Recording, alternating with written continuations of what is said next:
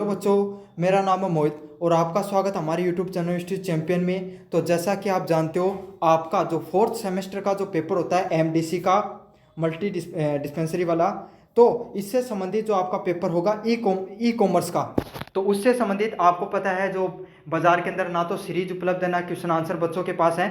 तो मैं आपके पास एकदम ऑथेंटिक पूरा का पूरा जो जितने भी यूनिट आपकी unit first, unit second, unit third और यूनिट फोर्थ, उनके नोट्स प्लस क्वेश्चन आंसर किस तरीके से पूछे जाएंगे और आपको किस तरीके से करना है मैं आपको बताऊंगा। इसमें मैं आपको क्या है पूरा का पूरा नोट्स करवाने वाला हूँ, पूरे पूरे नोट्स का आपको आंसर बताने वाला हूँ। काफ़ी बच्चे ये देखते वीडियो को स्किप करेंगे, बिल्कुल भी नहीं करना आपको स्किप, पूरा वीडियो देखना है। अगर आप इस वीडियो को पूरा देख लोगे और उसके बाद में अगर आपसे क्वेश्चन नहीं बने पेपर के अंदर, तो आकर आप मुझे बता देना। मैं पूर्ण गारंटी देता हूं, अगर आपने इस वीडियो को पूरा देखा है तो आप एग्जाम में एक भी पर्सन नहीं छोड़ कर आओगे। तो चलो शुरू करते हैं अपन अपने वीडियो को।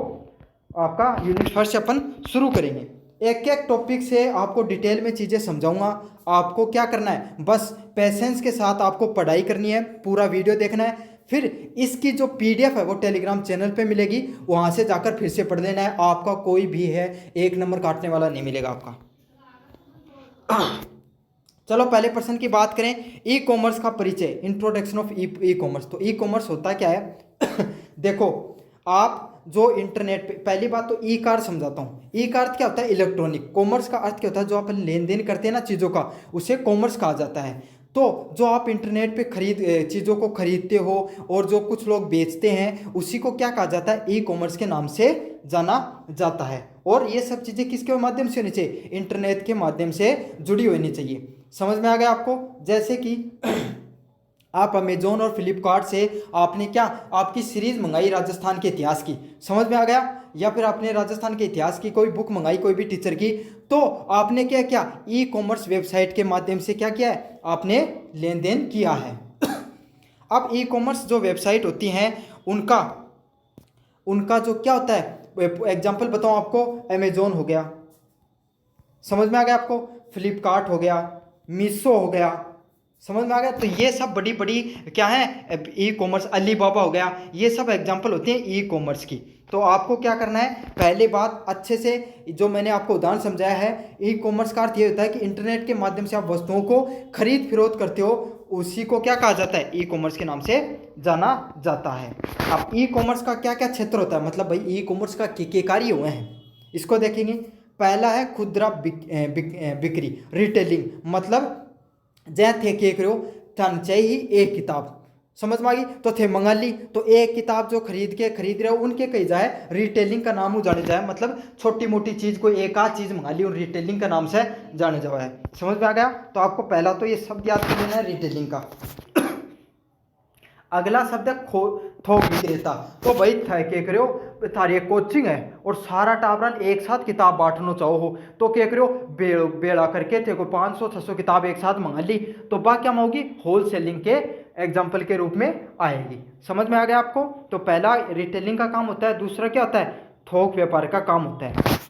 अगला क्या होता है? डिजिटल प्रोडक्ट्स का वितरण करना। तो थानेबेरो है जो ऑनलाइन, जो अमेजोन पे ना, अमेजोन पे थे जाओगा तो किताब है ना, किताब बस सिर्फ एक दो प्रकार की किताब मिलेंगी। एक किताब तो थारा घर होगी प्रिंटेड, समझ पा गई ना, कागज वाली। एक है क्या हुआ है, एक अमेजोन किंडर नाम को चीज भी हुआ है। उम कह रहे थे जय, मान लो कि कोई भी नोवेल है, गोदान नोवेल है प्रेमचंद को, वो खरीद लियो, तो वो क्या होगी? थारे फोन में डाउनलोड हो जाओगी वह पीडीएफ और उन पढ़ता रहो। तो एक क्या होती है प्रिंटेड, वो एक फिजिकल कॉपी होती है और एक डिजिटल कॉपी होती है। तो आप वहां पर क्या कर सकते हो? डिजिटल प्रोडक्ट्स को भी खरीद फरोख्त कर सकते हो यहाँ पर। समझ में आ गया आपको? जैसे कि वेबसाइट का आप डोमेन वगैरह बेचते हो, ये सब भी इसके अंतर्गत आता है। अगले वाला क्या? Online banking. तो ई कॉमर्स में क्या है भाई? थे ट्रांजेक्शन करो जाओ तो अलग अलग ऑप्शन आई ना, डेबिट कार्ड का है, यूपीआई का है, क्रेडिट कार्ड का ऑप्शन आता है, साथ के साथ क्या आता है? कैश ऑन डिलीवरी का ऑप्शन आता है। तो इसमें क्या क्या करते हो आप? ऑनलाइन बैंकिंग भी करते हो। अच्छे से याद कर लेना सारी चीज़ों को, और अच्छे से समझाऊंगा मैं आपको। ऑनलाइन शिक्षा और सेवाएं, तो ऑनलाइन थे के कर सको उठे एजुकेशन भी प्राप्त कर सको। मैंने एग्जांपल बताया ना कि अमेजोन पर थे, अमेजोन किंडल डाउनलोड करके के कर सको उठे किताब वगैरह पढ़ सको। अगले वाला क्या? B2B, B2C, C2C और G2C लेन देन कर सकते हैं। इन्हें ये क्या होते हैं ये आगे समझाऊंगा डिटेल में। अब थारा अहियाँ नहीं समझ में आया तो एक और उदाहरण दूँ, जहाँ एक छोटो सो उदाहरण लो थे गया बाजार के अंदर, समझ में आ गई। अब दो बाजार कौन सा है, पहले बाजार होया करता भाई गांव, जहाँ गांव शहर में थे जाओ हो बाजार में, वो आजकल ऑनलाइन का बाजार भी तो है, जहाँ अमेजोन है वो भी तो बाजार ही है एक तरीका को, सबके भी मिला, चाहे कुछ ही ले लो, चाहे ऊपड़ाओं लेके चाहे थे ले लो, कोई हेलीकॉप्टर तक सब कुछ मिल जाओ आज के टाइम ऑनलाइन। तो वही बात है, बाजार में गया तो बाजार में थे के कर्ज को हो, बाजार में थे गया था एक कॉपी खरीद के लानी ही, तो थे के हो रिटेल खुदरा बिक्री करी, मतलब एक किताब खरीदी। फिर क्या यहाँ समझ लो कि थारो ब्याह है, थारे शादी है घर में, और थे गया बेड़ो सारो गुनो सारो सामान खरीद के लिया है सारो ब्याह को शादी को, समझ में आ गई। तो थे के करो थोक व्यापार को काम करो, समझ में आ गया। वैसे थोक व्यापारी भी हुई, लेकिन बच्ची थार कौन समझ में आ गई, यहाँ समझ लो। दूसरा क्या आता है, अब ऑनलाइन बाजार में है, अब तो बाजार में कौन देखो व्यापारी क्या करी, एक दुकान वालों कोई सामान है वह एक दुकान वाला खरीद के दूसरा दुकान वाला बेच दे, क्या करी ना यहाँ ऑनलाइन भी उसका है भाई, बात चीज़ तो फिजिकल है, ऑनलाइन भी तो उसका ना।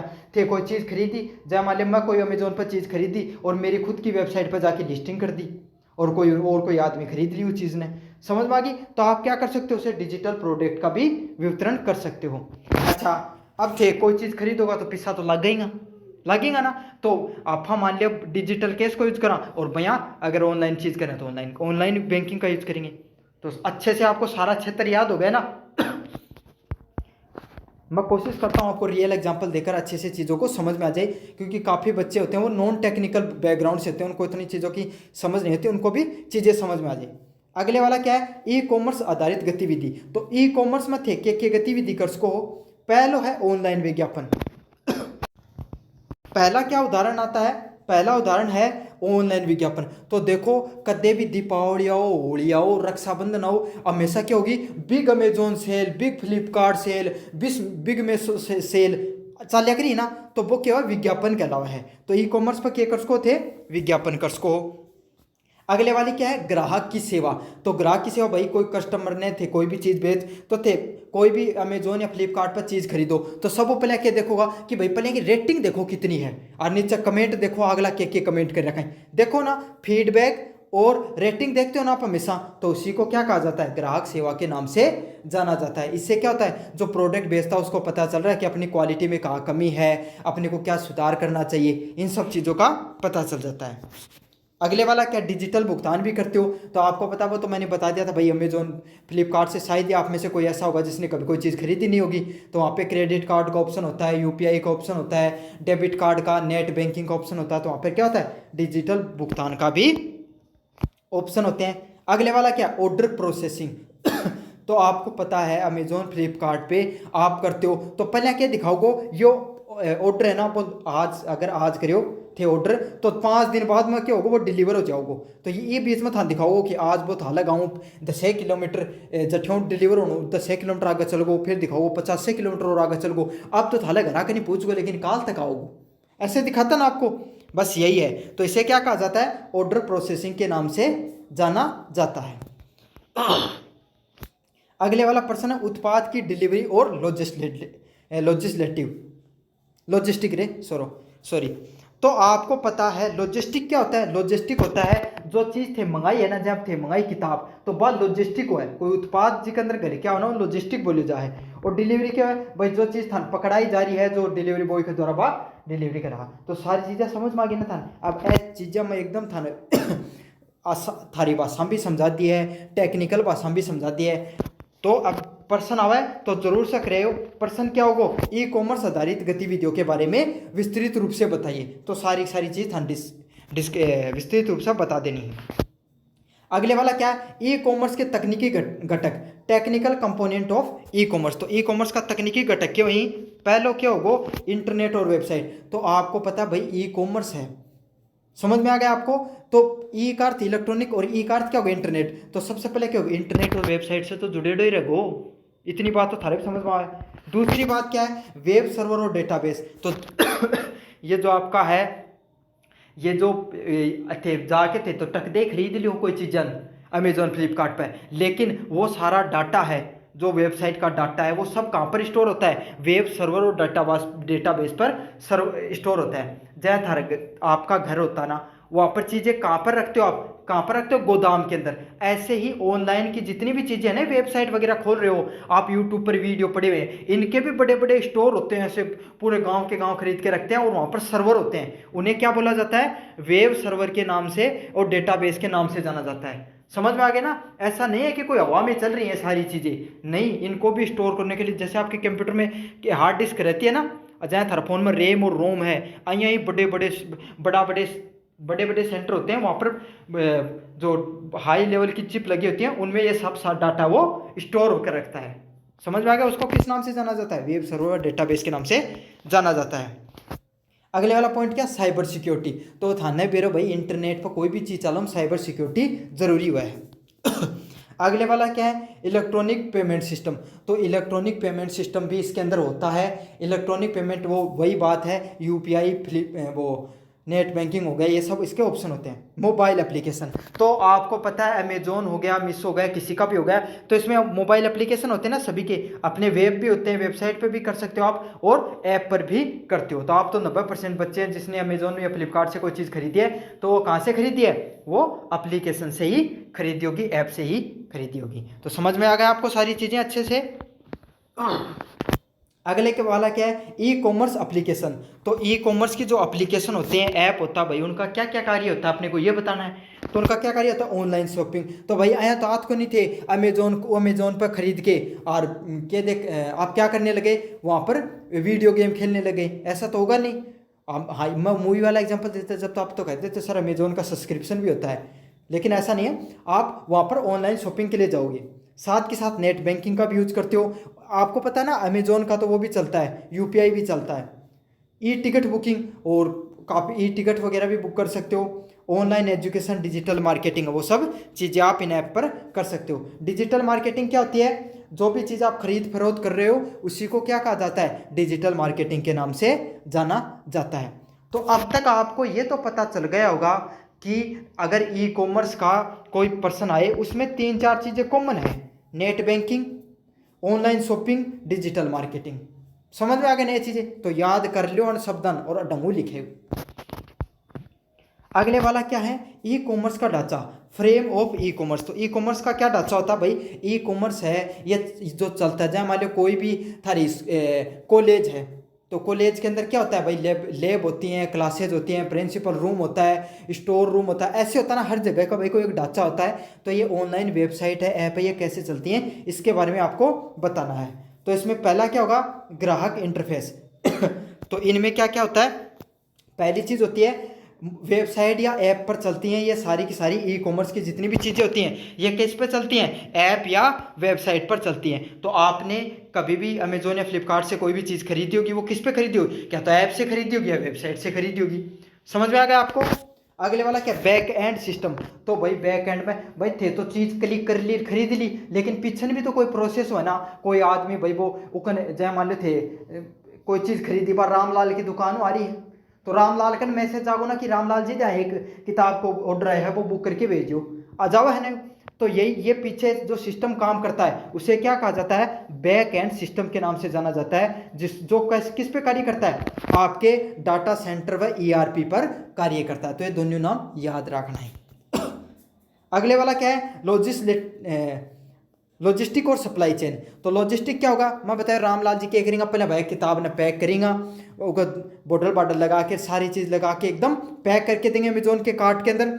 फिर उसको क्या कि अमेजोन के जो सेंटर होते हैं वहाँ पर भेजा जाएगा, और फिर वो उसको आगे सप्लाई किया जाएगा, और डिलीवरी बॉय है वो आपको देकर जाएगा। तो ये जो सारा सिस्टम काम कर रहा है, रामलाल की दुकान से सिस्टम आया अमेजोन के हेडक्वार्टर सेंटर पे, फिर वहाँ से आया सब सेंटर पे, और फिर जो आपका गांव का सेंटर होता है वहाँ पर फिर आपके घर तक पहुँचा। तो इसे क्या कहा जाता है, इसे सप्लाई चेन के नाम से जाना जाता है। अगले वाला पॉइंट है भुगतान का गेटवे। तो भुगतान गेटवे क्या होगा, वो थाला घरालो गेट को नहीं, वो गेटवे क्या होता है, जो यूपीआई यूज करते हो आप, नेट बैंकिंग को यूज करते हो आप, जो एनएफटी या जो ट्रांजेक्शन्स का यूज करते हो, डेबिट कार्ड क्रेडिट कार्ड का यूज कर रहे हो, कैश ऑन डिलीवरी का ऑप्शन यूज कर रहे हो, तो उसी को क्या कहा जाता है, भुगतान गेटवे का नाम से जाना जाता है। समझ में आ गया ना आपको। भुगतान गेटवे क्या होगा, ये कौन सा गेट है, ये गेट है साहब इंटरनेट पर पैसा लेन देन को गेट। समझ में आ गया। तो इसको इस तरीके से याद कर लेना। अगले वाला क्या, मार्केटिंग और विज्ञापन।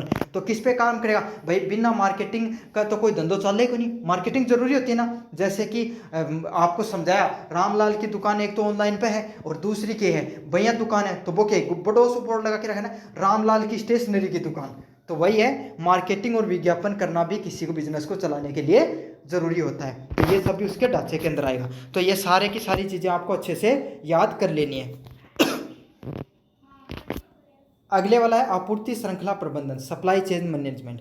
तो एससीएम का क्या अर्थ होता है, कोई उत्पाद है ना, कोई भी रामलाल को उदाहरण जो तैयारी है तो मैंने आपको समझाया सप्लाई चेन मैनेजमेंट कैसे कार्य करता है।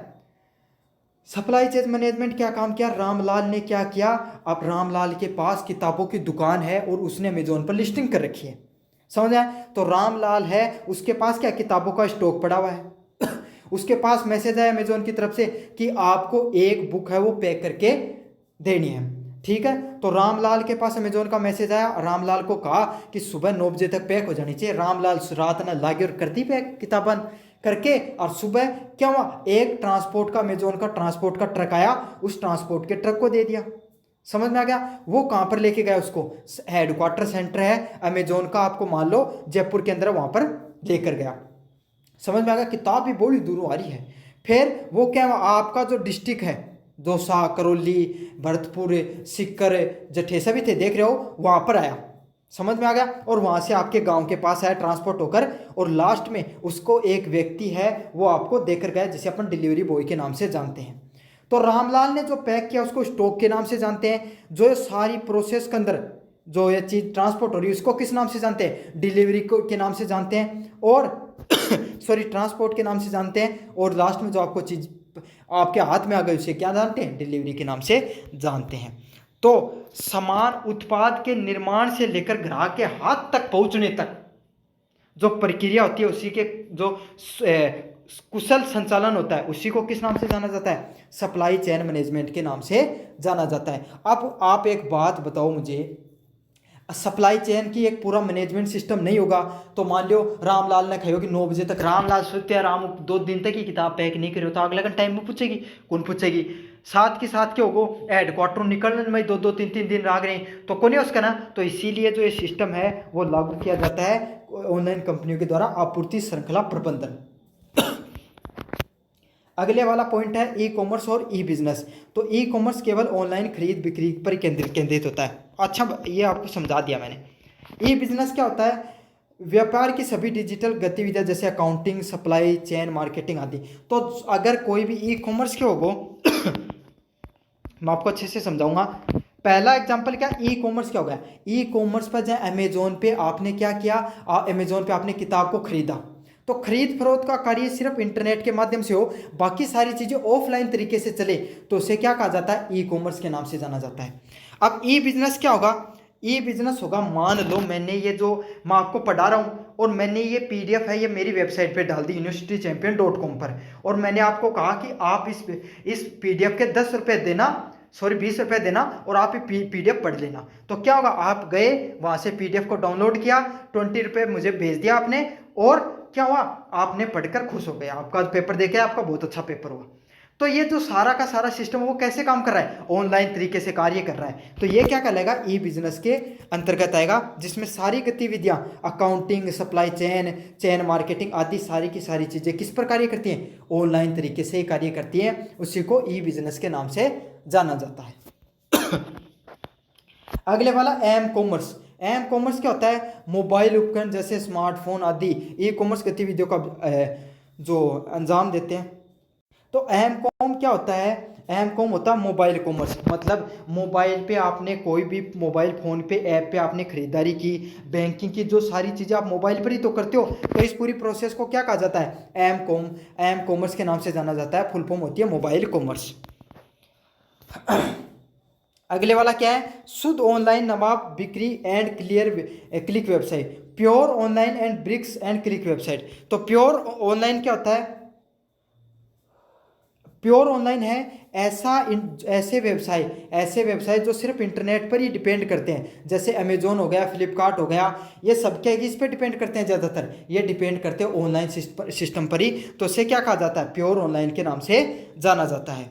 अगले वाला क्या, ब्रिक्स एंड क्लिक, तो भौतिक दुकान। भाई ब्रिक्स क्या होगा, बाठाओं समझ लो, आया समझ लो कि जो थे दुकान, जो बाजार में जाके थे सामान खरीद के ले, वो कौन के नाम हुआ है, ब्रिक्स एंड क्लिक के नाम से जाना जाता है, जिसमें भौतिक दुकान भी होगी और ऑनलाइन उपस्थिति भी देखने को मिलेगी। जैसे रिलायंस ट्रेड, वो ऑनलाइन वेबसाइट होती हैं वो। जैसे रामलाल का उदाहरण है ना, तो रामलाल ने क्या कर रखा है, रामलाल ने अपनी दुकान वैसे भी बना रखी है और ऑनलाइन भी लिस्टिंग कर रखी है। तो रामलाल की दुकान होगी ब्रिक एंड क्लिक में, और एक श्याम जी है, तो श्याम जी क्या करेंगे, सिर्फ उसकी दुकान ही सारी ऑनलाइन चल रहा है, तो बात क्या होगी, प्योर ऑनलाइन में होगी। समझ में आ गया, उसकी दुकान ही सिर्फ अमेजोन पे है, बाकी उसकी कोई वैसे दुकान नहीं है बाजार में, तो वो क्या प्योर ऑनलाइन तरीके से कार्य करता है। तो ये है आपका पहली यूनिट, फर्स्ट यूनिट। मुझे उम्मीद है अगर आपने इसको अभी तक देखा है, यहाँ तक सारे बच्चे यस लिखकर भेजो जिसने अभी तक देखा है, उनको समझ में आया है या नहीं समझ में आया है, ये भी कमेंट बॉक्स में जरूर से बताएं। अगले वाला प्रश्न है ऑनलाइन व्यापार की योजना, ऑनलाइन प्लानिंग ऑनलाइन बिजनेस। तो पहली यूनिट थी वो ई कॉमर्स पे थी, दूसरी क्या है, अब आप ऑनलाइन बिजनेस शुरू करना चाहते हो तो आपको क्या क्या करना होगा।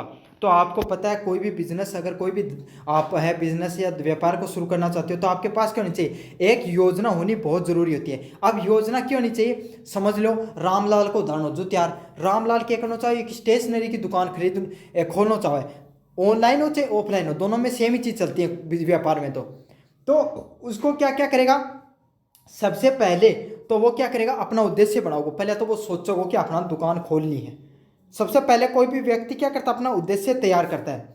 फिर क्या करेगा, फिर वो करेगा ग्राहक देखेगा कि भाई मैं ये दुकान खोलने जा रहा हूँ, इसके आसपास क्या यहाँ पर कोई स्कूल है, कॉलेज है, अगर ये है तो बहुत अच्छा होगा, दुकान अच्छे से चलेगी। या फिर मार्केट में और स्टेशनरी की दुकान नहीं हो, आसपास में कंपटीशन कम हो, तो क्या देखेगा, ग्राहकों को देखेगा। फिर क्या हो गया, उसको ये लगा कि अपन है ना ऑनलाइन डिजिटल भी आजकल अच्छा चलता है मार्केट, तो अपन ऑनलाइन भी लिस्टिंग कर लें। तो कौन सा मार्केट बढ़िया है, अमेजोन बढ़िया है, फ्लिपकार्ट बढ़िया है, मीशो बढ़िया है, तो क्या करेगा, डिजिटल मंच भी देखने को ले जाएगा भाई वो। फिर क्या करेगा भाई, अगर ऑनलाइन तरीके से अपनी चीज़ों को लिस्टिंग करना चाहता है तो तकनीक भी होनी चाहिए, इंटरनेट से उसका जुड़ाव होना चाहिए। समझ में आ गया, तो उसके पास क्या होनी चाहिए, तकनीक भी होनी चाहिए। फिर क्या होगा, ज़रूरतें और कानूनी पहलू, तो उसको थोड़ा बहुत चीज़ों के बारे में नॉलेज भी होना चाहिए कि भाई काफ़ी बार लोग क्या करते हैं, आपको जो अमेजोन पे प्रोडक्ट मंगाए उसकी जगह दूसरा प्रोडक्ट वगैरह भेज देते हैं, तो इस सब चीज़ों का क्या कानूनी नॉलेज भी होना चाहिए। तो उसको सबसे पहले क्या होना चाहिए, लक्षित ग्राहक का नॉलेज होना चाहिए, डिजिटल मंच का, तकनीकों का और कानूनी पहलुओं का भी जानकारी होनी चाहिए। और योजना बनाते समय मार्केट में पूरी रिसर्च करें कि भाई जो चीज़ उसने खरीदी है, जो बेचना चाहता है, उसकी वास्तविकता में डिमांड है या भी नहीं है। साथ के साथ मैंने आपको उदाहरण देके बताया ना भाई, आसपास कोई और दुकान तो कोई नहीं, और दुकान होगी तो कंपटीशन बढ़ जाएगा, तो कितना कंपटीशन है उस सब चीज़ों का क्या करेगा, वो विश्लेषण करेगा। और सबसे मोटी बात, पैसा की भी जरूरत पड़ेगी तो फाइनेंसिंग चीज़ों का भी ध्यान में रखेगा। तो आपको प्रश्न आए ऑनलाइन व्यापार की योजना बनाते हुए आपको किन बातों का ध्यान रखना है, तो आपको ध्यान रखना रामलाल की बात का। समझ में आ गया, उसको क्या क्या चीज़ों का उसने ध्यान रखा, उसने सबसे पहले देखा, उद्देश्य बनाया सबसे पहले रामलाल ने, फिर उसने ग्राहक देखे, फिर उसने डिजिटल मंच देखा, फिर उसने तकनीकी ज़रूरतों को समझा, समझ में आया, फिर कानूनी पहलुओं को समझा, फिर क्या योजना बनाते उसने क्या देखा, मार्केट को समझा, रिसर्च की और कंपटीशन को देखा कि कितना है। अगला क्या है, इंटरनेट की प्रगति और गतिशीलता। तो आपको पता है इंटरनेट क्या है, इंटरनेट भाई एक वैश्विक नेटवर्क है, पूरी दुनिया से जुड़ा हुआ नेटवर्क होता है और सूचना को आदान प्रदान क्या करता है, तेजी से करता है। इसकी गतिशीलता का अर्थ है कि तकनीकी विकास करना, उपयोगकर्ता की भागीदारी और सेवाओं में विविधता। तो इसकी जो गतिशीलता है इसका अर्थ यही होता है कि तकनीक हो रही है, जो भी तकनीक निकल कर आती हैं उनका विकास होना चाहिए, उपभोक्ता की भागीदारी, तो ज़्यादा से ज़्यादा लोग हैं वो प्रोडक्ट वगैरह खरीदेंगे, इसके बारे में भी पता होना चाहिए, और अलग अलग प्रकार की चीज़ें भी मिलनी चाहिए। जैसे कि इंटरनेट पर ट्रैफिक, सुरक्षा, डेटा स्टोरेज, एप्लीकेशन, इंफ्रास्ट्रक्चर समय के साथ बदलते रहते हैं। तो आपको भी पता है समय समय पर ऐप वगैरह में भी अपडेट आते हैं। एक टाइम था जब लोग टिकटॉक ज़्यादा चलाया करते थे, उस टिकटॉक से पहले क्या था, यूट्यूब ज़्यादा चलाया करते थे। फिर एक समय आया जब टिकटॉक ज़्यादा चलाने लगे। फिर एक समय आया जब लोग पबजी वगैरह ज़्यादा गेम खेलने लगे थे ऑनलाइन। फिर एक बार अब समझ आ रहा है कि लोग इंस्टाग्राम पर ज़्यादा एक्टिव रहते हैं। तो यही है कि समय के साथ क्या होता है, जो डेटा स्टोरेज के तरीके होते हैं, एप्लीकेशन के स्टोरेज वगैरह बदलते रहते हैं। पहले कीपैड के मोबाइल आते थे, फिर क्या होता था, आजकल ये क्या बोलने लगे आप, स्मार्टफोन वगैरह आए। फिर सेमी स्मार्टफोन आए जिसमें क्या होते थे, कीबोर्ड भी होते थे, टच भी होती थी। फिर आपके सामने स्मार्टफोन आ गए, अब फ्लिप वाले फ़ोन आने लगे। तो ये यही है कि इंटरनेट का ये कार्य होता है कि समय के साथ चीज़ें बदलती रहती हैं। अगले वाला क्या है, इलेक्ट्रॉनिक बिजनेस मॉडल। तो इलेक्ट्रॉनिक जो बिजनेस मॉडल है वो किस तरीके से कार्य करता है ये मैं आपको समझाऊंगा। क्या होता है, पहला B2B, business to business model. तो इसमें क्या होता है रामलाल और श्यामलाल दोनों के दोनों क्या कर रहे हैं, आपस में जो चीज़ों का आदान प्रदान कर रहे हैं। रामलाल क्या थोक व्यापारी है, वो कंपनी से डायरेक्ट चीज़ें लाता है। ऐसे समझ लो कि उसने पूरा एक गोदाम भर रखा किताबों का। सॉरी, श्यामलाल को समझ लो, उसने क्या किया, कंपनी की किताब थी, क्लासमेट की कंपनी में गया। श्यामलाल वो क्या किया, क्लासमेट की कंपनी में गया और उसने एक ट्रक भरकर क्या कर लिया, क्लासमेट की कॉपियों को मंगा लिया। फिर क्या होगा, रामलाल को किताब की जरूरत थी तो उसने क्या कहा, उसने ऑर्डर किया कि भाई 5,000 कॉपियाँ मेरे पास भी भेज देना। तो ये क्या, एक व्यापारी से दूसरे व्यापारी के बीच में जो लेन देन होता है उसको क्या कहा जाता है, बिजनेस टू बिजनेस व्यापार के नाम से उसको जाना जाता है। तो ये कैसे होता है, जैसे निर्माता और थोक व्यापारी के बीच में जो बिजनेस होता है, व्यापार होता है, उसको B2B, बिजनेस टू बिजनेस के नाम से जाना जाता है। और अगला क्या है, B2C। तो अब रामलाल और आप, रामलाल के पास आप गए और बोले कि भाई मुझे कॉपी दे दो। तो आप दोनों के बीच में व्यापार हुआ, वो क्या हुआ, B2C, बिजनेस टू कस्टमर। समझ में आ गया। जैसे इनका उदाहरण है फ्लिपकार्ट व अमेजोन। तो वहाँ पर क्या होगा, व्यापारी होगा और व्यापारी से कौन खरीदेगा, अपन सब चीज़ें खरीदते हैं ना। अगले बार क्या, कंज्यूमर टू कंज्यूमर। तो क्या होता है, जैसे कि मैं उदाहरण बताऊं, जैसे आप दो दोस्त हो, तो आपका दोस्त कोई कॉपी खरीद के लेकर आया, लेकिन आपका दोस्त कोई कॉपी खरीद के लाया लेकिन उसको जरूरत नहीं थी। तो उसने क्या कहा, उसने कहा कि ये ले, तू ले ले इस कॉपी को और मेरे को 50 रुपये दे दे। तो आपस में आपने व्यापार कर लिया, उसे क्या कहा जाता है, कंज्यूमर टू कंज्यूमर के नाम से जाना जाता है। और इसके ऑनलाइन में क्या उदाहरण होते हैं, OLX पे क्या कर सकते हो आप, पुरानी चीज़ों को बेच सकते हो। समझ में आ गया, क्विकर हो गया, ये सब किसके उदाहरण होते हैं, OLX, बिजनेस टू बिजनेस के उदाहरण होते हैं। अगले वाला बिजनेस, कंज्यूमर टू बिजनेस। तो इसमें क्या होता है, तो इसमें क्या होता है, फ्रीलांसिंग होती है। जैसे कि एक बड़ी कंपनी है, समझ लो रिलायंस की, समझ गया। या ऐसे समझ लो, मेरा उदाहरण ले लो आप, मेरा क्या काम है, कंटेंट बनाने का काम, आपको पढ़ाने का काम है। तो आप में से कोई एक स्टूडेंट है, उसको मैंने हायर कर लिया कि घर बैठे ही कि तू एक काम किया कर कि मेरे पास जितना भी कंटेंट हो उसको बना दिया कर, मैं तेरे पास कंटेंट भेज दूंगा। तो वो क्या होगा, वो क्या कहलाता है, कंज्यूमर टू बिजनेस। तो मैं हूँ एक बिजनेसमैन के रूप में मान लीजिए और उसको कंज्यूमर के रूप में मान लीजिए। तो ग्राहक द्वारा सेवाओं को प्रदान करना किस में आता है, बिजनेस टू कंज्यूमर में आता है। इसके उदाहरण है फ्रीलांसर और फीवर। अगले वाला बिजनेस टू गवर्नमेंट। तो सरकारी निकायों के सेवाओं को उत्पाद करना किस में आता है, इसमें आता है। जैसे कि सरकारी सड़क बनाना, कोई सरकारी हॉस्पिटल बनाना, ये किस में आएंगे, बिजनेस टू गवर्नमेंट में आएंगे। तो ठेकेदार वगैरह जो चीज़ें बनाते हैं सरकार के लिए, वो किस में आते हैं, B2G में आते हैं, बिजनेस टू गवर्नमेंट में आते हैं। तो मुझे उम्मीद है कि सारी चीज़ें आपको अच्छे से समझ में आ गई होगी। बस इनके उदाहरण आप अच्छे से याद कर लेना। समझ में आ गया। आपको दिक्कत होगी सिर्फ C2B में, कंज्यूमर टू बिजनेस में, लेकिन उसका मैंने उदाहरण देके बता दिया। अगर मोहित सर किसी आप में से एक स्टूडेंट से कंटेंट बना रहे हैं और वो उसे कंटेंट बनाकर दे रहा है, तो वो किस में आएगा, कंज्यूमर टू बिजनेस में आएगा। अगले वाला पॉइंट है वेबसाइट डिजाइनिंग। तो वेबसाइट डिजाइनिंग में क्या होता है, एक वेबसाइट है, वो ऑनलाइन व्यापार का चेहरा होती है। तो आपकी पता है, जैसे कि आपकी एक फिजिकल दुकान होती है बाजार के अंदर, वैसे ही ऑनलाइन दुकान क्या होती है, एक वेबसाइट के रूप में होती है। वेबसाइट डिजाइनिंग कैसा होना चाहिए भाई, कोई भी वेबसाइट खोलो, जहाँ तो उसमें क्या होना चाहिए, पहली बात दिखने में बढ़िया होनी चाहिए भाई, कोई भी चीज़ आदमी ज़्यादा देर के देखोगे भाई, दिखने में बढ़िया होनी चाहिए, यूजर फ्रेंडली होना चाहिए। तो आपको पता, आप दो वेबसाइट हैं, एक वेबसाइट तो खुलने में 1 घंटा लगाने लग गई, तो आप उसको खोलोगे नहीं खोलोगे, ऐसी वेबसाइट खोलोगे जिसको क्लिक करते ही तुरंत खुल जाएगी। साथ के साथ मोबाइल रिस्पॉन्स, अगर उस पर आपको कोई दिक्कत आ जाए तो तुरंत रिस्पॉन्स मिल जाए, ऐसा भी होना चाहिए। तेज होनी चाहिए, लोडिंग स्पीड होनी चाहिए, और सुरक्षा उपाय होने चाहिए। तो ये सारी की सारी चीज़ें हैं उसके अंदर होनी चाहिए। अगले वाला पॉइंट है, ग्राहक अनुभव को बेहतर बनाने इसका मुख्य उद्देश्य होता है। तो कोई भी वेबसाइट होती है उसका मुख्य उद्देश्य क्या होता है, कोई भी ग्राहक है उसका जो एक्सपीरियंस है उसको वो बढ़िया से बढ़िया बनाए। अगले वाला पॉइंट है, ऑनलाइन व्यापार की आवश्यकताओं का आकलन करना। तो assessing the requirement of an online business, तो इसका ऑनलाइन व्यापार में ग्राहक आवश्यकताओं का आकलन किस आधार पर किया जाता है, लक्ष्यित बाजार और ग्राहक कौन है। तो आप कैसे रिक्वायरमेंट करोगे कि भाई तो आपको पता है कि वो पहली चीज क्या देखेगा, लक्षित बाजार ग्राहक। तो क्या देखेगा, ये रामलाल है, अब रामलाल का लक्षित बाजार और ग्राहक कौन है, स्कूल के पास या कॉलेज के पास उसकी दुकान होनी चाहिए। कौन होंगे, पढ़ने वाले बच्चे हैं वो क्या होंगे, उसके ग्राहक होंगे। तो समझ में आ गया उसको कि उसका ग्राहक कौन होंगे, उसके हर व्यक्ति है। जैसे ब्यूटी पार्लर वाले हैं तो उनको पता हो कि लड़कियां हो गई वो ज़्यादा ब्यूटी पार्लर में जाती हैं, और स्टेशनरी की दुकान है तो छोटे बच्चे पढ़ने वाले विद्यार्थी हो गए। तो ये क्या होते हैं, ग्राहक होंगे। अगले वाला क्या है, जैसे परचून की दुकान होती है जहाँ पर मतलब घर का सामान मिलता है, तो वो ऐसे कोई उजाड़ में बनाकर दुकान खरीदे, कोई खरीदेगा, कोई नहीं खरीदेगा। और ऐसी जगह खरीदे जहाँ पर बहुत सारे लोगों की कॉलोनी रहती है तो वहाँ पर बिकेगा।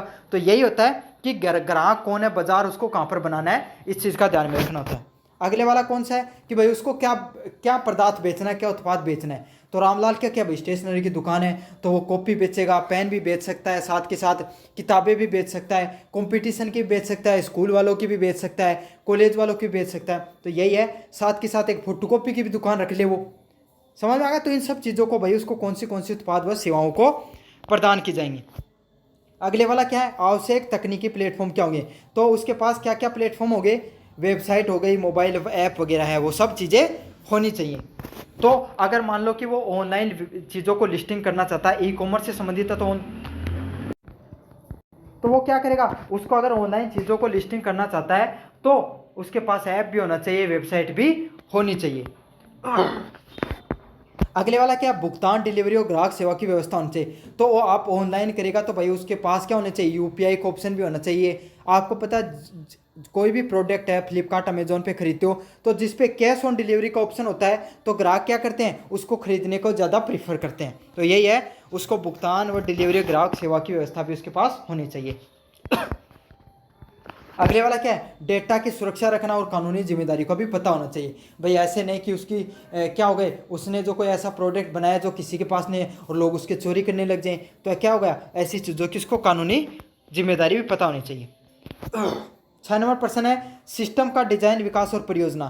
तो डिजाइनिंग क्या क्या होती है वेबसाइट में, पहले वो डिजाइनिंग। तो डिजाइनिंग में क्या क्या होता है, यूजर इंटरफेस। तो कोई भी ऐप होगा उसका यूजर इंटरफेस मतलब आप चलाते हो तो ऐसा ऐप होना चाहिए जो क्या हो, यूजर के फ्रेंडली हो, यूजर अगर आप यूज कर रहे हो तो उसको चलाने में आपको ज़्यादा परेशानी ना हो।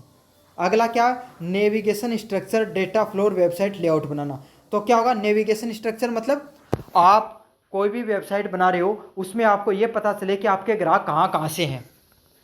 अगले वाला क्या, डेटा फ्लो और वेबसाइट लेआउट बनाना। तो डेटा फ्लो मतलब, डेटा फ्लो का अर्थ होगा कि आपने जो जो प्रोडक्ट उस पर लिस्टिंग करना चाहते हो उन सब चीज़ों का पता होना चाहिए। और वेबसाइट का लेआउट मतलब जो आप स्टार्टिंग में खोलते हैं ना वेबसाइट पे जो जो चीज़ें देखते हैं आपको उसको लेआउट के नाम से जाना जाता है। तो पहला कार्य क्या होता है, कोई भी चीज़ को बनाने में, ऐप या वेबसाइट को बनाने में उसकी डिजाइनिंग का कार्य होता है। अगले वाला क्या होगा, डेवलपिंग। तो डेवलपिंग में क्या होगा, वेब एप्लीकेशन बनाना। तो आप सबसे पहले भाई उसको बनाओगे वेबसाइट को तो सबसे पहले क्या करना पड़ेगा, आपको एप्लीकेशन या ऐप बनाने के लिए कोडिंग वगैरह करवानी पड़ती है। फिर क्या होगा, डेटाबेस और बैक एंड का कोडिंग तैयार करना। तो आप क्या करोगे, डेटाबेस या जो पीछे की कोडिंग होती है उसको तैयार करोगे। साथ के साथ HTML, CSS, जावास्क्रिप्ट वगैरह का तकनीक का यूज करके आप ऐप का डिज़ाइन करोगे। अगले वाले की बात करें डिप्लॉइंग परियोजना, तो सर्वर और वेबसाइट पे आप चीज़ों को क्या करोगे, फिर अपनी जो भी आपने प्रोडक्ट लॉन्च किया उसको अपलोड कर दोगे, डोमेन से कनेक्ट करोगे, लाइव टेस्टिंग करोगे और सुरक्षा अपडेट वगैरह समय समय पर देते रहोगे। तो इसी को क्या नाम से जाना जाता है, डिप्लॉइंग के नाम से जाना जाता है। तो ये हो गया आपका यूनिट नंबर 2 भी खत्म। अब यूनिट नंबर 3 की बात करेंगे जो है ई कॉमर्स से संचालन से संबंधित ऑपरेशन ऑफ ई कॉमर्स। तो ऑनलाइन सिस्टम किस तरीके से कार्य करता है इसके बारे में अपन बात करेंगे। तो ई कॉमर्स संचालन का क्या अर्थ होता है किसी भी व्यापार को चलाने से जुड़ी गतिविधियां, जैसे कि तो ई कॉमर्स संचालन क्या हो भाई, ऑनलाइन जो ये वेबसाइट वगैरह चलती हैं किस तरीके से कार्य करती हैं। पहला क्या होगा आपको ऑनलाइन संचालन, तो आपको भैया आपको जो सर्वर है उससे कनेक्टिविटी प्रदान करनी पड़ेगी, गूगल पे लिस्टिंग करनी होगी, ये सब चीज़ें करनी होगी। अगले वाला ऑर्डर प्रोसेसिंग, तो आपके पास ऑर्डर आएगा, उसको लेन देन लेना, फिर उसको ग्राहक को सारी चीज़ें दिखाना वो कहाँ तक पहुँच गया, प्लेस हुआ नहीं हुआ, तो इसे क्या नाम से जाना जाता है, ऑर्डर प्लेसिंग के नाम से जाना जाता है। अगले वाला क्या है, भुगतान प्राप्त करना, तो आप जो पैसा जो लेन देन हो रहा है भुगतान का ऑनलाइन ट्रांजैक्शन में, तो उसका भी आपको ध्यान रखना होगा कि वो सही तरीके से कार्य करे, लोगों का पैसा कहीं अटक नहीं जाए, आपके पास नहीं पहुँचे, तो इन सब समस्याओं का भी आपको समाधान करना होगा। अगले वाला पॉइंट है ग्राहक सेवा, तो आपको पता है कि काफ़ी चीज़ें जो ग्राहकों को पसंद भी आएंगी, कुछ चीज़ें नहीं पसंद आएगी, तो क्या क्वालिटी में मेंटेन करना है, क्या चीज़ों आपको बेहतर करनी है, तो ग्राहकों का आपको फीडबैक भी लेना होता है। अगले वाला क्या, माल की डिलीवरी, मतलब जो प्रोडक्ट आप बेच रहे हो उत्पाद उसको डिलीवर करने की भी आपकी जिम्मेदारी होती है इसमें। अगले वाला क्या, डेटा सुरक्षा और गोपनीयता, तो जो डेटा आपको पता है भाई ग्राहक का आप क्या करते हो, जो credit card, debit card, UPI ID का ट्रांजैक्शन होता है तो उन सब चीज़ों की जानकारी रहती है, पर्सनल जानकारी रहती है, उसका पता होता है, तो इन सब चीज़ों की आपको क्या करनी पड़ेगी, उस डाटा की सुरक्षा रखनी पड़ेगी, कोई हैकर वगैरह उसको चुरा न ले। तो यही सब चीज़ें हैं जो ई कॉमर्स के संचालन से संबंधित होती हैं। अगले वाला ऑनलाइन भुगतान प्रणाली, तो ऑनलाइन पेमेंट का क्या क्या माध्यम होते हैं, तो क्या क्या होते हैं, क्रेडिट व डेबिट कार्ड होते हैं, नेट बैंकिंग, नेट बैंकिंग क्या होती है, एनएफटी ट्रांजैक्शंस होते हैं, बैंक टू बैंक ट्रांजैक्शन करते हो उसे किस नाम से जाना जाता है, बैंक नेट बैंकिंग के नाम से जाना जाता है। अगले वाला क्या है, यूपीआई ट्रांजैक्शन, तो फ़ोन पे गूगल पे के माध्यम से अगर आप ट्रांजैक्शन कर रहे हो तो उसे क्या किस नाम से जाना जाता है, यूपीआई ट्रांजैक्शन के नाम से जाना जाता है। अगले वाला पर्सन है मोबाइल वॉलेट, तो मोबाइल वॉलेट क्या होते हैं, पेटीएम, अमेजोन पे वगैरह का यूज़ करते हो उसे मोबाइल वॉलेट के नाम से जाना, वो मोबाइल वॉलेट होते हैं। अगला क्या, ईएमआई का ऑप्शन भी उपलब्ध होता है, आपको पता है ईएमआई पे भी अपन बहुत सी चीज़ें खरीदते हैं, तो ये सब क्या होते हैं, ऑनलाइन भुगतान के तरीके होते हैं कोई भी वेबसाइट के ऊपर। अगले वाला क्या, इलेक्ट्रॉनिक भुगतान प्रणाली, तो इलेक्ट्रॉनिक तरीके से आप किस किस तरीके से भुगतान करवा सकते हो लोगों से। पहला है वीज़ा व मास्टर कार्ड, तो डेबिट कार्ड व क्रेडिट कार्ड के माध्यम से आप ट्रांजैक्शन करा सकते हो, जिसमें क्या आता है, वीज़ा व मास्टर कार्ड है वो आता है, तो वीज़ा व मास्टर कार्ड के डेबिट कार्ड व क्रेडिट कार्ड आते हैं ना, तो उसके माध्यम से आप ट्रांजैक्शन करा सकते हो। इंटरनेट बैंकिंग वही है, आपको पता है बैंक टू बैंक ट्रांजैक्शन वगैरह करते हो। डिजिटल वॉलेट फ़ोनपे वगैरह से। मोबाइल बैंकिंग वही है, फ़ोनपे, गूगल पे, ये सब चीज़ें। और क्रिप्टो करेंसी के माध्यम से भी काफ़ी बार आप ट्रांजैक्शन कर सकते हो। भारत में तो लागू नहीं होती, लेकिन कोई ऐसा देश है जहाँ पर क्रिप्टो करेंसी लीगल है। लीगल तो इंडिया में भी है, लेकिन ट्रांजैक्शन अलाउ होते हैं, तो वहाँ पर बिटकॉइन वगैरह का भी आप प्रयोग करके इलेक्ट्रॉन पेमेंट को कर सकते हो। लाभ क्या होता है ऑनलाइन पेमेंट करवाने का, भाई तेज़ होता है, सुरक्षित होता है और समय बचता है। तो क्या होगा, स्पीड से कार्य करती हैं सारी चीज़ें, तथा ग्राहकों का क्या होता है, समय बचता है इन सब चीज़ों से। चुनौतियाँ क्या होती हैं, साइबर सुरक्षा, साइबर धोखाधड़ी हो सकती है कोई व्यक्ति के साथ, तकनीकी विफलता भी देखने को मिल सकती है। तो यही है, साइबर अपराध की समस्या हो गई, धोखाधड़ी हो गई, वह तकनीक विफलता देखने को मिल सकती है। 4 नंबर प्रश्न है पेमेंट गेटवे। तो पेमेंट गेटवे क्या होती है, तो मैंने गेटवे समझाए थे ना आपको कि जो ग्राहक, व्यापारी और बैंक के बीच में ऑनलाइन की विधि भुगतान को सक्षम बनाने के लिए कार्य करते हैं, उसको पेमेंट गेटवे के नाम से जाना जाता है। तो आपको पता है भाई, ग्राहक हो गया, आपने कोई भी यूपीआई पे किसी को ट्रांजैक्शन किया, तो वो क्या हुआ, वो प्रोसेसिंग होके जो फ़ोनपे का जो बैंक है वहाँ से प्रोसेसिंग और फिर आपसे बैंक से पैसे कटे और सामने वाले के पास गए, तो यही क्या पेमेंट गेटवे के नाम से जाना जाता है। तो गेटवे में क्या होता है भाई, गेट में आप आने जाने का काम रहता है ना, तो यही है, लेन देन का जो सारा कार्य होता है वो उसमें जो प्रोसेस होती है वो पेमेंट गेटवे के द्वारा ही होती है। उदाहरण रोजर पे, पेयू, सीसी वेन्यू, बिलडेस्क, ये सारे गेटवे होते हैं। जैसे रोजर पे वगैरह भी होते हैं। आपको रोजर पे का तो आपने नाम सुना होगा। अगले वाला पॉइंट है, किस पारी प्रणाली पे कार्य करते हैं? ग्राहक का भुगतान करने के। तो ये इसका कार्य क्या होता है? कोई भी ग्राहक होता है उसके पास भुगतान पहुंच जाता है। दूसरा, पेमेंट गेटवे बैंक से अनुमति लेता है। तो पेमेंट गेटवे होता है वो बैंक से अनुमति लेता है कि भाई ये सही आदमी ने किया है, नहीं किया है, फ्रॉड है कोई। अगले वाला क्या है? भुगतान को सत्यापित कर व्यापारी को भेजता है। तो जो भुगतान हो रहा है उसको सत्यापित करता है कि सही आदमी के द्वारा ये किया जा रहा है, और फिर जो सामने वाला व्यक्ति है उसके पास भेज देता है। अगले वाला प्रश्न है, विजिटर टू वेबसाइट। तो ई कॉमर्स वेबसाइट की सफलता के लिए किस पर डिपेंड करी? भैया आपके पास आपकी वेबसाइट पे ज़्यादा से ज़्यादा दुकान आएंगे लोग, तो ही क्या होगी? आपकी सफलता होगी। तो आप ऐसे समझ लो, आपके बिजनेस में ज़्यादा से ज़्यादा लोग आपकी दुकान पर आएंगे, तभी तो आप बिजनेस में सफल होगे। तो वही चीज़ है, यही ई कॉमर्स वेबसाइट से संबंधित भी होती है। तो इसमें दो प्रकार के ग्राहक हो सकते हैं, नए विजिटर जो पहली बार वेबसाइट पे हैं, दूसरे रिटर्निंग विजिटर तो जो वेबसाइट को दूसरी बार प्रयोग में कर रहे हैं, बार बार जो यूज़ कर रहे हैं, वो कौन से होते हैं? नए विजिटर के नाम से उनको जाना जाता है। क्या महत्व होगा इनका? ग्राहकों की संख्या जानना। तो इसमें क्या होगा? ग्राहकों की आपको क्या पता चलती है? संख्या का पता चलता है, भाई अपने बिजनेस से संबंधित कितने ग्राहक हैं। अगले वाला, खरीदारी पैटर्न समझता। तो लोग है ना किस किस तरीके के ज़्यादा चीज़ें खरीदते हैं। जैसे रामलाल को पता चला कि भाई उसकी तो क्लासमेट की कॉपियाँ वो ज़्यादा बिकती हैं, तो वो क्या करेगा? उसको उस कॉपियों को ज़्यादा मंगाएगा। समझ में आ गया? उस पर ऑफर वगैरह देगा ताकि ज़्यादा लोग आकर्षित हो। मार्केटिंग रणनीति तय करना। तो अब रामलाल को पता चला कि भाई स्कूल वगैरह हैं वो अब खुलने वाली हैं, छुट्टियों में ज़्यादा लोग खरीद रहे हैं, स्कूल में जो परीक्षा वगैरह होने चाहिए, तो वो क्या हो गया? वो वहाँ पर।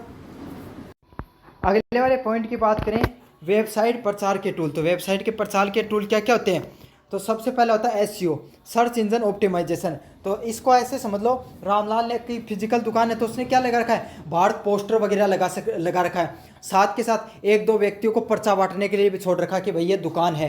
समझ आ गया? तो इससे क्या कहा जाता है? इससे क्या होगा? लोगों को पता चलेगा कि यहाँ पर भाई एक व्यक्ति की दुकान है, स्टेशनरी की दुकान है। तो उसी तरीके से ये तो था फिजिकल का उदाहरण, लेकिन आपको क्या था? ऑनलाइन में क्या करना पड़ता है? कीवर्ड वगैरह लिखने पड़ते हैं ताकि वो गूगल के सर्च में आए, वेबसाइट की रैंक बढ़े। आपको पता है जो वेबसाइट आपने सर्च किया राजस्थान जीके बुक, तो जो जिस पे पहली वेबसाइट जो सबसे टॉप रैंक पर आएगी उस पर ही सबसे ज़्यादा लोग क्लिक करेंगे। तो वो कैसे आती है? एसईओ के द्वारा आती है, सर्च इंजन ऑप्टिमाइजेशन के द्वारा आती है। अगले वाला SMO, social media optimisation. Social media optimisation क्या होता है? फेसबुक, इंस्टाग्राम आदि से प्रचार करना। तो आप देखते हो फेसबुक, इंस्टाग्राम के माध्यम से लोग क्या करते हैं? तो रामलाल ने भाई अपनी दुकान को क्या इंस्टाग्राम अकाउंट बना दिया और वहाँ पर उससे संबंधित वो ऑफर दे रहा है कि भाई ये दे रहा हूँ, मेरी दुकान ऐसी है, रीलें बनाने लग गया, तो उसकी क्या दुकान है वो और ज़्यादा प्रचलित हो गई। साथ के साथ उसने ऐड चला दिया फेसबुक पे या गूगल पे, तो उससे भी वो क्या हो सकता है? और ज़्यादा प्रचलित हो सकता है। तो इसको किस नाम से जाना जाता है? सोशल मीडिया ऑप्टिमाइजेशन के नाम से जाना जाता है। अगले वाला क्या? Email marketing. तो भाई क्या हो गया? ऑनलाइन है तो ऑनलाइन में कोई भी वेबसाइट आप उस पर क्लिक करते हो तो वो हमेशा आपको ईमेल आईडी और पासवर्ड जरूर मांगता है। तो इससे क्या फ़ायदा होता है? उनके पास आपकी ईमेल आ जाती है और ईमेल पे वो आपको पास मैसेज करते रहते हैं। तो आपने ये तो देखा ही होगा, आपका ईमेल खोलते हो तो सोशल का एक ऑप्शन होता है ईमेल में, सोशल का, उस पर क्लिक करना, आपको बहुत सारी चीज़ें देखेंगी। अलग अलग वेबसाइट वाले हैं वो आपको क्या भेज रहे हैं? ऑफर वगैरह भेज रहे हैं। तो इसे क्या कहा जाता है? ईमेल मार्केटिंग के नाम से जाना जाता है। अगला गूगल एडवर्ड और ऑनलाइन विज्ञापन करना। तो गूगल से ऐड वगैरह लगाकर भाई वो ट्रैफिक ला रहा है तो उसे गूगल एडवर्ड के नाम से जाना जाएगा, और ऑनलाइन विज्ञापन करवाकर और ज़्यादा ट्रैफिक ला रहा है तो उसे और ज़्यादा फायदा होगा। अगला इन्फ्लुएंसर मार्केटिंग। तो भाई कोई इंस्टाग्राम पे बहुत ज़्यादा पॉपुलर व्यक्ति है, उसको बुला लिया और प्रचार कराया कि भाई रामलाल की दुकान है, यहाँ पर बहुत अच्छा सामान बेचता है, मैं भी यहीं पर किताब लाकर खरीदता हूँ। तो उससे क्या होगा? उसकी मार्केटिंग बढ़ेगी। तो इन्फ्लुएंसर मार्केटिंग भी आप कर सकते हो। आपने देखा होगा ना, काफ़ी यूट्यूबर करते हैं प्रचलित कि भाई ये इस ऐप को डाउनलोड कीजिए, मैं तो इस ऐप से ही पढ़ता हूँ। तो वो क्या होता है? इन्फ्लुएंसर मार्केटिंग के नाम से जाना जाता है। अगले वाला, ई पेमेंट प्रणाली के लिए जोखिम प्रबंधन विकल्प, risk management option for E payment system. तो इसमें क्या होता है? डेटा चोरी करना। तो जो ई पेमेंट होता है, ऑनलाइन पेमेंट करते हो, इसमें क्या रिस्क हो सकता है? डेटा का चोरी हो सकता है, आपका फर्जी लेन देन हो सकता है, लोग आपका क्या कर सकते हैं? भाई आपको पता ही नहीं चला, बीच में क्या हो जाते हैं, लोग पैसे उड़ा लेते हैं। सिस्टम को हैक कर लिया गया और भुगतान की विफलता हो गई। तो ये सब चीज़ें हैं, ये जोखिम होते हैं ऑनलाइन लेन देन से संबंधित। अगले वाला क्या, प्रबंधन, SSL प्रमाणन, मतलब आप क्या कर सकते हो इन सब चीज़ों के लिए, तो सिक्योर सॉकेट लॉकर लगा सकते हो, लेयर लगा सकते हो, जिससे ये पता चले जो आप ट्रांजैक्शन हो रहा है वो सिक्योर तरीके से हो रहा है। अगला क्या है, 2 स्टेप ऑथेंटिफिकेशन। तो आपको पता है जब आप कोई भी ऑनलाइन ट्रांजैक्शन करते हो तो उसमें क्या होता है, काफ़ी बार OTP भी आते हैं, समझ में, पासवर्ड भी मांगता है, तो उसी को क्या कहा जाता है, 2 स्टेप ऑथेंटिफिकेशन के नाम से जाना जाता है। अगले वाला क्या है, एनक्रिप्शन तकनीक। तो एनक्रिप्शन तकनीक क्या होती है, एनक्रिप्शन तकनीक होती है जिससे लोगों को ये पता नहीं चले, हैकर वगैरह को, कि जो आपने जो ट्रांजैक्शन कर रहे हो ना वो कोड में कन्वर्ट हो जाएगा। अब वो कोड कोई पढ़ नहीं सकता तो हैक करना मुश्किल हो जाता है। अगले वाला क्या, फायरवॉल व एंटीवायरस। तो आपने फायरवॉल वगैरह एंटीवायरस का प्रयोग किया, जिससे क्या कम से जो हैकर वगैरह वो आप तक पहुंच नहीं बन पाती है। धोखाधड़ी की पहचान करना और रोकथाम के लिए सॉफ्टवेयर का उपयोग कर सकते हो। अब पहुंचते हैं अपन 4 नंबर यूनिट की तरफ, जहां पर क्या आता है, ई कॉमर्स के खतरों की प्रवृत्ति। तो ई कॉमर्स में आपको किस किस प्रकार के खतरे हो सकते हैं। पहले वाला है, इसमें क्या क्या हो सकता है, आपको ऑनलाइन में क्या क्या खतरे होते हैं। पहले हैकिंग, तो ऑनलाइन वेबसाइट या सर्वर तक कोई भी हैकर वगैरह पहुंच गया, वो फ्रॉड कर सकता है, गलत तरीके से चीज़ों कर सकता है, उससे क्या हो सकता है, हैकिंग हो सकती है। अगले वाला फिशिंग, तो लोग नकली ईमेल बनाकर, नकली वेबसाइट बनाकर भी आपके प्रोडक्ट को बेच सकते हैं। लोगों के पास फेक जो चीज़ें होते हैं, जैसे एडिडास की जगह विबास के जूते पहुँचते हैं, तो वही होता है, उसे फिशिंग के नाम से जाना जाता है। अगले वाला क्या होगा, डाटा की चोरी होना। तो मैंने आपको उदाहरण बताया था ना, आपका जो डाटा हो गया, जो आपके बैंक अकाउंट की डिटेल हो गई, आपके पास जो अमेजोन वगैरह पे जितना भी डाटा होता है, आप क्या चीज़ें खरीदते हो, आपका एड्रेस पता क्या, वो सब चीज़ें क्या हो सकती हैं, चोरी हो सकती हैं। अगला क्या, DOS, डिनाइल ऑफ सर्विस का हमला। ये क्या होता है, आपकी वेबसाइट बहुत अच्छी चलती है तो आपका कॉम्पिटिटर वो क्या करेगा, वो आप बोट भेज देगा, मतलब रियल नहीं, फेक लोग भेज देगा वेबसाइट पे बोट वगैरह। तो उससे क्या होगा, बहुत ज़्यादा लोग पहुंच जाएंगे वेबसाइट पे। अब बहुत ज़्यादा लोग पहुंच जाएंगे तो क्या हो जाएगा, सर्वर क्रैश हो जाएगा और आपकी वेबसाइट चलनी बंद हो जाएगी। जैसे बड़ी सेल आती है 12 बजे 1 बजे, तो क्या होता है, वेबसाइट क्रैश हो जाती है ना, वो वगैरह होता है, उसे DOS के नाम से जाना जाता है। अगला क्या, वायरस व मॉलवेयर। तो आपकी वेबसाइट पे कोई बग या वायरस छोड़ दिया, जिससे क्या आपका सिस्टम चलना कम हो गया, तो इसी को क्या कहा जाता है, सिस्टम व मॉलवेयर के नाम से जाना जाता है, भी नुकसान पहुंचा सकते हैं। अगला क्या है, ग्राहकों और सेवा प्रदाताओं की सुरक्षा। तो आप जो ग्राहक हैं और जो सेवा प्रदान करने वाले, उनकी किस प्रकार से क्या कर सकते हो, सुरक्षा कर सकते हो। पहला, डेटा इंक्रिप्शन से, जानकारी को कोडिंग के रूप में सुरक्षित करके। तो आपके पास जो भी जानकारी आ रही है, आप उसको कोड के रूप में इंक्रिप्ट करके क्या कर सकते हो, सेव कर सकते हो। दूसरा क्या, SSL सर्टिफिकेट। तो वेबसाइट की सुरक्षा की दृष्टि से तो आप क्या कर सकते हो, सुरक्षित वेबसाइट बना सकते हो SSL का सर्टिफिकेट लेकर, जिससे क्या होगा, आपकी वेबसाइट पे हर कोई व्यक्ति है वो उसकी नकली वेबसाइट वगैरह नहीं बना सकता, हुआ मॉलवेयर वगैरह नहीं बेच सकता। अगला क्या, पासवर्ड सुरक्षा और OTP। तो आप क्या कर सकते हो, आपके जो ग्राहक होते हैं उनको OTP या पासवर्ड वगैरह लगा सकते हो, जिससे क्या हो, फ्रॉड होने से चीज़ें बच सके। अगले वाला क्या है, फायरवॉल व एंटीवायरस। तो एंटीवायरस वगैरह का भी यूज कर सकते हो, पहले बता दिया मैंने। दूसरा क्या, क्लाउड और सर्वर साइड ऑथेंटिफिकेशन। तो क्लाइंट और सर्वर साइड ऑथेंटिफिकेशन का क्या अर्थ होता है, जैसे आपने अमेजोन पे कोई चीज़ खरीदी, तो क्या होगा, आपने पेमेंट कर रहे हो, उस तरफ आपकी तरफ क्या होगा, पहले जो अमेजोन है वो आपके पास मैसेज भेजेगा कि आप हमारे पास पेमेंट कर रहे हो, क्या आपके द्वारा किया जा रहा है। तो ये होगा, क्लाइंट और सर्वर के बीच में ऑथेंटिफिकेशन हो रहा है, दोनों तरफ से पहचान को सत्यापित किया जा रहा है, तो इससे कम फ्रॉड होने के चांसेस होते हैं। अगले वाला, साइबर सुरक्षा अधिनियम। तो सूचना जो IT एक्ट 2002 के तहत क्या है, भारत सरकार के द्वारा 2000 में एक नियम लागू किया गया था, जिसमें इलेक्ट्रॉनिक रिकॉर्ड, ई कॉमर्स और साइबर अपराध से संबंधित जो कानून है, नियम कायदे बने थे। तो इसकी मुख्य धाराएं क्या क्या है, जो 2000 एक्ट की, तो आर्टिकल 43, अनाधिकृत उपयोग से डाटा आने। तो कोई भी व्यक्ति आप उसका डाटा है उसके बिना अनुमति के बेच नहीं सकते। धारा 66 किससे संबंधित है, हैकिंग से संबंधित है, रट लेना आपको। धारा 66 सी पहचान की चोरी से संबंधित है, कि कोई भी व्यक्ति है उसकी फेक आप ID वगैरह बनाकर चीज़ें कर लेते हैं ना, उसको पहचान की चोरी से संबंधित होता है, या नकली वेबसाइट बना ली। अगला है 66D, धोखाधड़ी से जुड़ा फिशिंग। तो लोगों के साथ क्या कर सकते हो आप, नकली वेबसाइट बनाकर उसके साथ धोखाधड़ी करिए लोगों के साथ, उसे 66D में आता है वो। अगला क्या 67 अश्लील सामग्री का प्रसारण कर रहे हो। धारा 72 गोपनीय जानकारी का उल्लंघन करना। तो इसमें बताऊं आपको सिक्योर इलेक्ट्रॉनिक रिकॉर्ड और डिजिटल हस्ताक्षर करना। तो secure electronic record and digital signature, इसमें क्या होता है, डिजिटल सिग्नेचर क्या होते हैं आपको पता है, डिजिटल सिग्नेचर आपके फिजिकल सिग्नेचर की तरह होते हैं, लेकिन जो वो क्या होता है डिजिटली ऑथेंटिफाई होते हैं सरकार की तरफ से। अगर आप किसी भी जो ऑनलाइन चीज़ों पर वो सिग्नेचर कर देते हो तो क्या हो जाएगा, वो सत्यापित हो जाती है कि वो चीज़ सही व्यक्ति के द्वारा ही किया गया है। तो ये डिजिटल सर्टिफिकेट अथॉरिटी के द्वारा ये सब बनाए जाते हैं। अगले वाला क्या, प्लेंटी। तो आपको पता IT एक्ट 2002 के तहत अगर आप दोषी पाए जाते हो तो आप पर 1 करोड़ रुपये तक का जुर्माना लग सकता है, 3 साल तक की सजा हो सकती है और दोनों एक साथ संभव हो सकते हैं। और अगर आप डेटा चोरी करते हुए पकड़े जाते हो तो 5 लाख तक का जुर्माना और 3 साल तक की सजा हो सकती है। अगला क्या है, न्यायालय निर्णय। तो 5 करोड़ के मामले में एडजस्टिंग ऑफिसर नियुक्त किए जाते हैं और बड़े मामले में साइबर अपीलेट ट्रिब्यूनल है वो उच्च न्यायालय में अपील की जा सकती है। तो आप इन सब उच्च न्यायालयों में जा सकते हो, इन सब अधिकारियों के तहत ये सब चीज़ें आती हैं। तो ये था आपका ई-कॉमर्स से संबंधित कंप्लीट रिवीजन, वो मैंने आपको करा दिया है। कैसा लगा वीडियो जरूर से बताना और अपने दोस्तों को जरूर से शेयर करना। धन्यवाद।